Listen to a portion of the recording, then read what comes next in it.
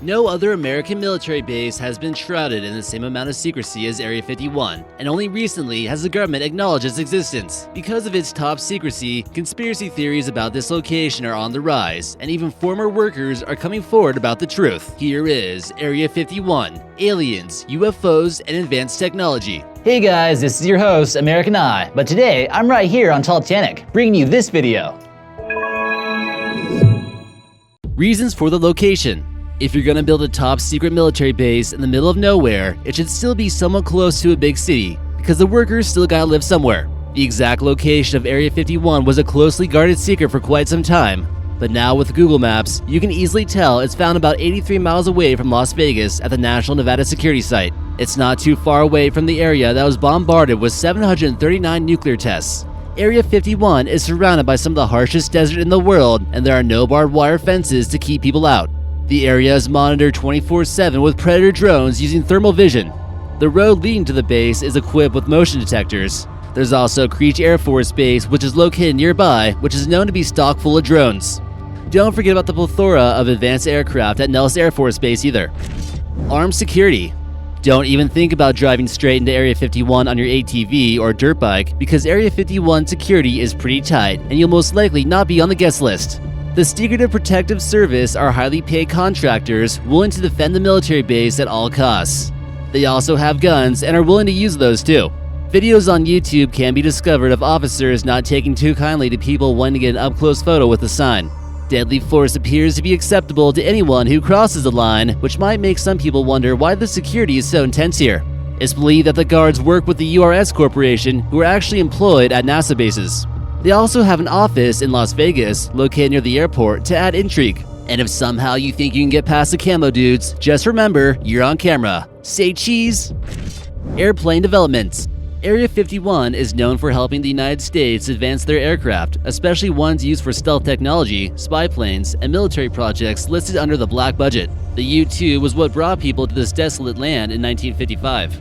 The Americans wanted to develop a spy plane that could see what kind of things the Soviets were creating. In order to recruit some of the best scientists in the US, Area 51 was given the nickname of Paradise Ranch and Dreamland. In reality, it was mainly a bunch of trailers in the middle of the desert. Early versions of the U-2 saw use in Vietnam, Cuba, China, and the Soviet Union. Although this might have been the original purpose, more advanced projects were soon to prevail with the advent of the A-12 spy plane not too long after. GRU Mine. We're sure you've thoroughly explored Area 51 with Google Maps already, but you might have missed something small. Located just a couple miles from the infamous top secret military base is GRU Mine.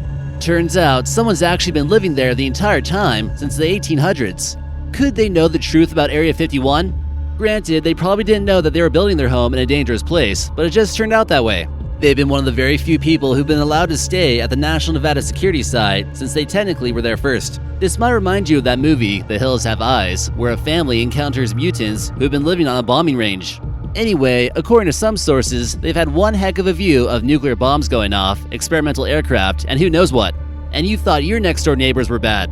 A couple years ago, the mining family actually relocated to Las Vegas, and GRU Mine has been abandoned. Will the people who lived here ever share their secrets? Testing site for secret technology. Area 51 is located within close proximity to the proving grounds where hundreds of nuclear bombs were detonated. Night would turn to daytime due to the brightness of the explosions here. It seems clear that experimental aircraft isn't the only thing that was tested in this area. It's possible that the government wanted a new type of energy that would also allow them to reach far beyond our solar system. Robert Lazar, who claimed to have worked there, also claims that anti-gravity could have led to time travel or even an infinite energy source, and that was all being tested here. Could anti-gravitational power have been discovered in Roswell and then tested here? Other theories about this place include testing weather control and chemtrails. Robert Lazar's background. Robert Lazar is often known for bringing some truth to the myths of Area 51, and he might sound a little bit crazy at first, but a new documentary from 2018 might have proven that he wasn't making it all up.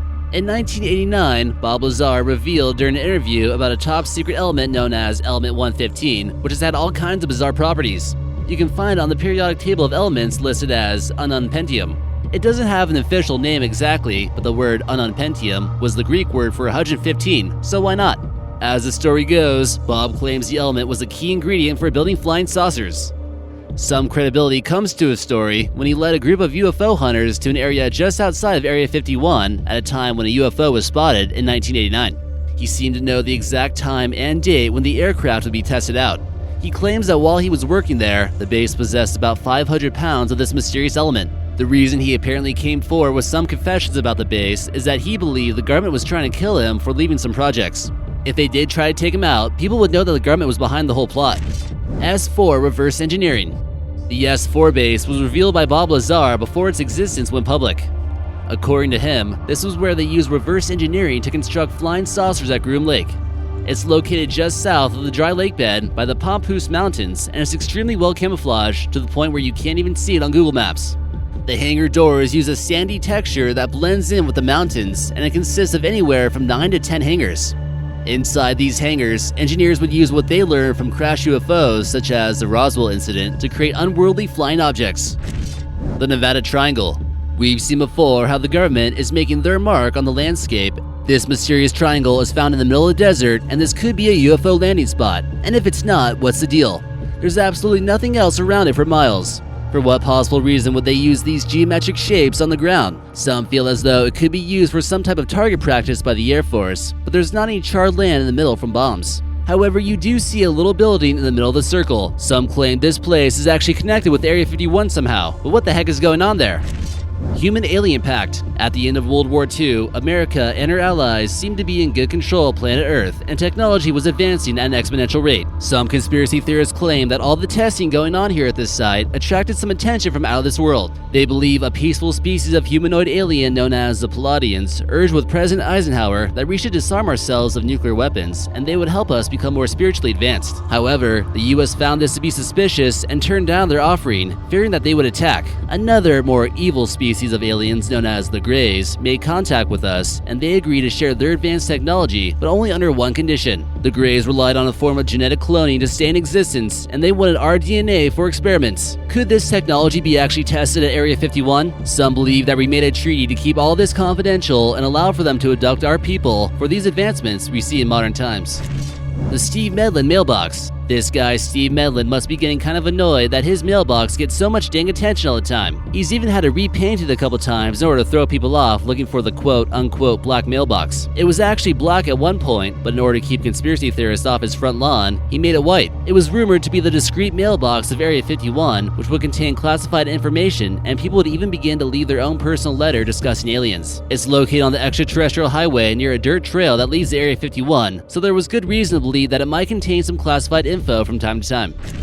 Extraterrestrial Highway. This is certainly the closest highway to Area 51, and you'll notice miles and miles of untouched desert land and possibly some UFOs. With all the speculation of UFOs in this area, Nevada decided to name the road the Extraterrestrial Highway after the film Independence Day came out in 1996. You might find cool places who try to gain revenue from UFO hunters such as the Ale Inn, which is a little motel to hang out at and talk about what the government is hiding from us. Earthlings are welcome to stay here at the Little Ale Inn, and it's one of the top motels used by UFOologists. Without all the lights from the big city, the Nevada skies will be clear enough for you to see some of the cosmos and decide for yourself if we're all alone. If you're a veteran hiker, then you can even take a hike up Tikaboo Peak in order to get an actual legal view of Area 51. The Nevada skies are also some of the best places in the country to observe the cosmos at night, making this a unique and scenic highway.